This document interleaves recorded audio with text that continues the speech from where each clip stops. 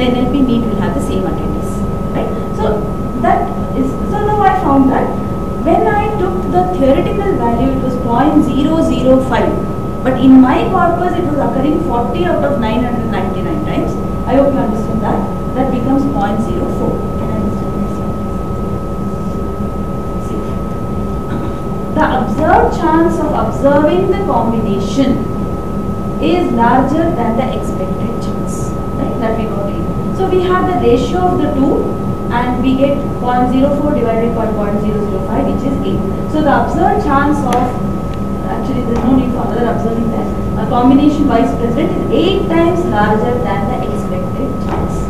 This will be large for words that occur together a lot of times, whereas it will be small for words that also occur relatively often independent of each other. I hope you are able to appreciate this point. Here I am taking two words which can exist without each other, like for example coordinator. Coordinator generally occurs together. It's a one word basically. Many of the language word documents take it as one word. If you put a hyphen in between co, it will say it's an error. Coordinator, coordinator or co-organizer. So they generally occur together. You cannot say that they are two different words. So the probability of the independence concept will not come. Now, if you are not very comfortable with the formulas, you can just omit it. Anyway, I'll just explain what it is. We're talking about the count of Wi given Wi minus 1, the previous word, and this, please have a look at that. Probability that the word I minus 1 is followed by the I equals number of words we saw I minus 1 followed by I. I'll be showing an example now. Divided with the total number of times we saw the. So this estimation is called the maximum likelihood estimation. It's a topic by itself. It's a very important topic in statistics. What is the maximum likelihood? Now likelihood, what's the meaning of likelihood? It's again probability. What is the maximum probability, maximum likelihood of these two words occurring together, or probability of this word following the other one? That's called the maximum likelihood. Now I have three sentences here. S is the beginning of the sentence. Why I have told is, as you know programmers, that these also make a lot of difference. I have three sentences. Have a look at that. What is the probability of Sam given in the words which have am in them? Okay, let's not talk about that slash because it gives the notion of conditional probability. What is the probability of finding a word Sam in all the words which have ams in? So we observe that there are 1, 2, 3, 4 words which have am in them. And in them only 2 are having SAM. So the 2 divided by, so I have given the explanation there. Number of times we saw am follow S. Now we could do something like that again. I'll just write here. What is the probability that the sentence begins with I? So to denote that, I will say that it is the small s. It's not the capital S of Sam. Probability I given S. Could you just think about it? In how many sentences does I come first? Beginning of the sentence.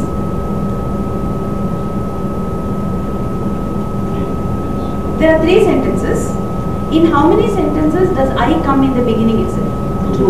So this becomes 2 by 3. In my corpus, I have 2 sentences which begin with I. Now, so if you ask somebody to describe yourself, another person will say, okay, I am so and so, I like so and so, I work in such and such a company, I like doing this. So most of the sentences begin with I. So if a teacher asks a student, okay, please write a few lines about yourself, very likely that the sentences start with I. Or if you are writing a CV, we generally start with, okay, I am interested in something. So this could be something like that. So here in this corpus, most of the sentences begin with I. So you see the observation that it is 2 by 3, it's quite big. So we could derive many such things here. I have given a few, just 1 or 2 examples. An example of it. Now we come to conditional probability. as I said, this is a precursor to one of the most important concepts in machine learning, that is Bayes theorem. What is the probability that A will occur given that B has already occurred? I already mentioned that in the beginning of the talk. So A given B is called the prior probability, and when the updated information is that, it's called the posterior probability. It's given that probability of out is the probability to see the word out in a text. On given out is the probability to see the word on after seeing the word out. So what is the probability that on will come given that out has already occurred? Now this concept of conditional probability is important because it will reduce the sample space. For example, this is my sample space, this huge thing. Now in this I have a small set S which has already occurred. Now I want to find the probability of something in this. So what has happened is the sample space or the denominator of the probability, which was this whole big box, has now reduced to this small circle inside. So when you talk about conditional probability, the sample space reduces, so the probabilities will change considerably. As the denominator reduces, the probabilities will definitely go down.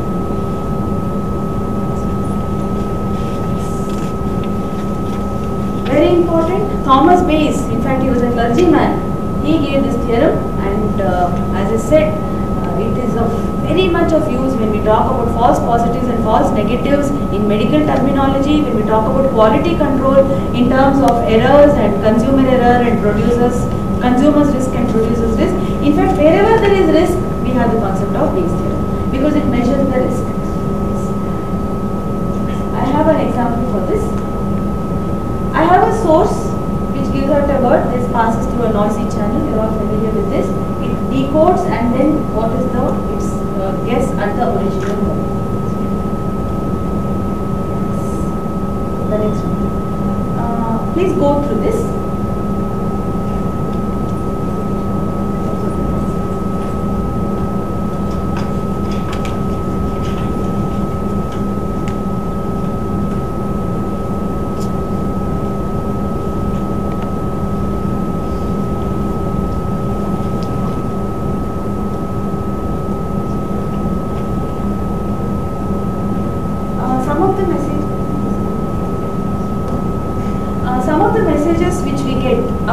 Mail automatically puts them in the spam folder.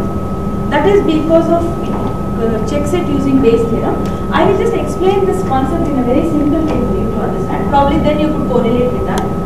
Now, probability of A given B. B is the first event and A is the second event. Now look at this. I could also write it as A given B. Okay. To make it a little more clearer, I will give you real life examples. I have two machines, A and B. Situation 1. We choose a machine and from that machine we choose an item. What is the probability that it is defective? Situation 2. Now both the machines have produced articles which have gone to a common pile. From that common pile I pick an article, it is defective. What is the probability that it came from the first machine? I repeat, in the first question I am asking what is the probability of defective. In the second case, I have already picked a defective. What is the probability it came from the first machine? Given that it is, I hope you are observing the difference between the two. In the first case, I am trying to do something for the first time. I am trying to pick an object, finding the probability that it is defective. In the second case, I have picked it out and I have already found that it is defective. It's a defective article. What is the probability it came from the first machine? So the first one is conditional probability, second one is Bayes theorem. I hope it's clear. So in Bayes theorem, one event has already occurred. We want to find out the probability of its origin. So you could translate it as what is the probability of identifying or guessing a word wrong? Defect, that is conditional probability. Second situation is what is the probability that it has been programmed by programmer 1 given that it has been spelled. Some wrongdoing has already happened, some mistake has already happened. We are trying to find out what is the probability that X or Y is responsible for. So there we come to the concept of Bayes theorem.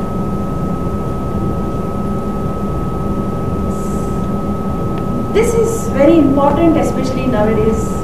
When now I'm talking about a product, okay, I just put it on the web saying that I don't like this product, or it's very bad, it's awful, or something like that. Now, the minute I put it on the website, it will go viral within minutes. There's one very interesting case study which I will demonstrate in the end, which says bad news travels very fast. So you're trying to malign somebody, you're trying to say something wrong, it will spread fast. So the website manager, the person in charge, has to immediately find out, okay, there's a negative comment on my website which has to be removed immediately. So there comes the concept of sentiment analysis. Because what happens is, the minute there's a negative comment, the timing is important. As I said, within seconds it becomes viral. So before that, it has to be removed or it has to be rectified. So here we call it as opinion mining as opposed to data mining. Now we have a software called NVivo, which is used by generally the people who deal with text. There are people who deal with data, that is numerical values. But when we have a large amount of text, how do we extract information from that? So this concept works in NVivo, and that is called the opinion mining, where we can form a collage or we can extract those words which are of importance to me. Now suppose somebody gives me a 1000-word article to read.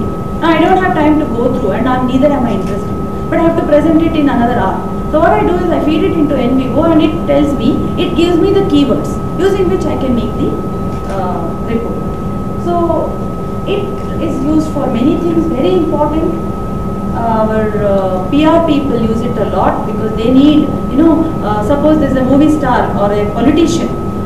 A lot of newspapers and magazines write about the politicians. It's not possible to physically go and check.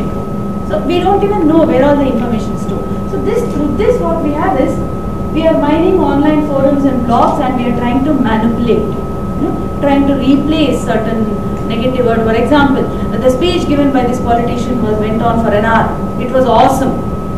See, when I talk, you will know. When the way I pronounce, you know that what I mean by awesome. But when I type it out, you don't know. I might really mean awesome. So it has to try to dig out that information through the help of opinion mining, that is sentiment analysis. Our ratings, all our Amazons and Flipkarts all have these ratings. Movie ratings are there.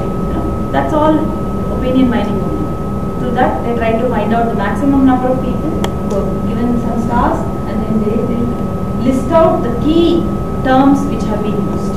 All this you would have seen on our website. Naive base. Again, the meaning of word naive in English is innocent to the point of being foolish. A naive base is, now I don't have a choice. I have a list of words. I have 10 words in my sentence. Now if I am saying, if I don't assume independence means the first word doesn't depend on the second doesn't depend on the third, and reverse also, then it is easy for me to find the probability. So what we do is, the Bayes theorem, what I wrote on the board and what I have explained here, we extend it by assuming independence. So it is called naive because the documents are independent of each other. The appearance of one word does not increase the likelihood of the presence of another word. Now I am going to give an example. The tweet is, I love good food. This is the tweet. So I will write it here.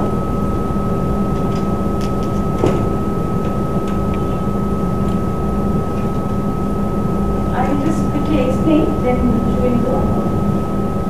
Now, food can be used in positive sense, negative sense, neutral sense. Food is nourishing. Their food is given in the positive way. Food makes you fat, negatively. Everybody needs food, neutral. So food can have 3 values, good, positive, negative, neutral. So we say that there is 33% chance, 100 divided by 3, 33% chance that it falls under the good, under the neutral, and the bad. Then we have, I love good food. Here I have 4 sentences, the beginning and the end of the sentence. So I have I, which comes in the beginning, so this is one combination. Love, which comes with I, good, which comes with love, food with good, and finally the sentence ends. So here I have 1, 2, 3, 4, 5. I have 5 different combinations which can occur in this tweet. To analyze whether it's a good tweet or a bad tweet, we have to look at each and every combination. see this, try to relate it to what I told earlier. Positive given tweet, what we do is first we reverse it, so it becomes tweet given that it's a positive one, into P positive. Whatever comes after the slash also gets multiplied if you had observed in the formula, given by probability of tweet. The probability of tweet is constant because we are talking about Twitter, there are tweets, Twitter doesn't consist of anything else, so that is a constant, so we can ignore the denominator. So we just have two words in the numerator. What is the probability that the tweet, it's a positive given that it's a tweet, which is equal to the reverse of it into probability of positive. Now as I said, probability of positive, because I'm talking about food, it's 0.33. Now look at this. Now I have the tweet, I love good food. Now what is the probability of finding the same tweet? It's very low, because people could say I love Chinese food, I love English food. They might not always say I love good food. No? So this probability is very low. Next one. So what I do is, I tokenize, I break it up like I explained on the board, I break it up into different parts and I find the probability of each word, where T1 to Tn is all the words in the tweet. So if I have 5 words in the tweet, I have 5 plus ending and beginning, I have totally 7. Like I said here we have 4, we have altogether 5. So probability of food I have taken it to be 0.33, I explained by 100 divided by 3. These are some hypothetical values I have taken. What I have done is, I have taken the probability of every value with the previous value and I found out the probability of it being a positive tweet is 0.016 in my corpus. So if I go for some other corpus, suppose I want to take the corpus of a doctor. The doctor will have different usage for food. Food can be medicine, food can be poison, food can be many things. So there the probability will change. So depending on whether you are talking to a pharmacist or a doctor or an engineer or a computer person or a teacher or whatever, the probabilities will be changing. But in the given context of a tweet, what is the probability that it's a positive tweet? It's 0.0162. As I said, this is an explanation for that. What we do is, once we have all the probabilities, we calculate the probability of negative and the positive neutral one also, and then we use the highest rank class as the class for the doctor. So I had 0.0162 as positive. For negative, I have points so many zeros, almost 0, and for neutral it is 0.008.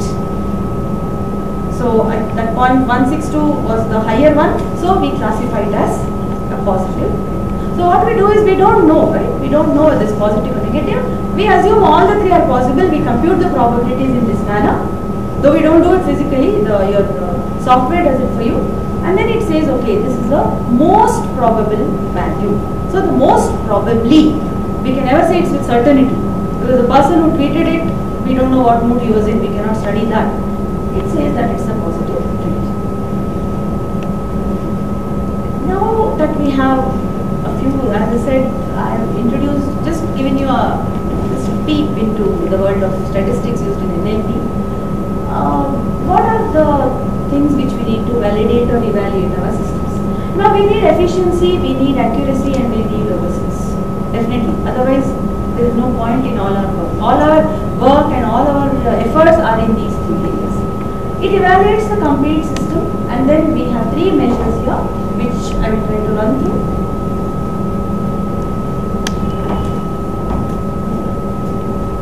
Descriptive statistics provides the word error rate. That means how many deletions, substitutions and insertions have you made out of the total number of words. So let's, for a teacher, suppose the page consists of 750 words. How many times you have struck off? How many times you have thought, okay, this should not be a, this should be an. Okay, so that kind of thing they will check. That will give you the word error rate. Obviously, the higher the rate, less efficient it is. Automatic speech, then accuracy rate, the total number of cases number of correct cases divided by the total number of cases. How many cases were there, how many of them were identified correctly. This is for this part of speech tagging and word sense disaggregation. And then we have the true positives and true and false negatives. Now once you have a look at this, I'll just explain it quickly. I have a word. I have already identified it as, say, a good one when it was actually good, or the positive, that means the word positive. makes better sense. Positive, negative. So here again, the word was actually positive. So this is our understanding, this is the word. So when the word was positive, I have also understood as positive, I have done something right. The word was positive, but I understood it as negative, this is a wrong statement. Here it is a false negative. Here it is negative, but I have understood it as positive, again it is wrong. This and this will be right. So this is the meaning of false positives and false negatives. So suppose somebody comes for a checkup in the lab. That person doesn't have a disease, but the lab report says it has a disease. So it's a false positive. Now suppose the person has a disease. The lab report says it doesn't have. See, that's more dangerous, right? Because it's critical for him. So that gives you a false negative, which happens definitely in machine learning because, as I said, understanding makes a lot of difference. So recall and precision, which I defined in the previous slide, it is used as a measure of accuracy. And now we talk about how much time do you have?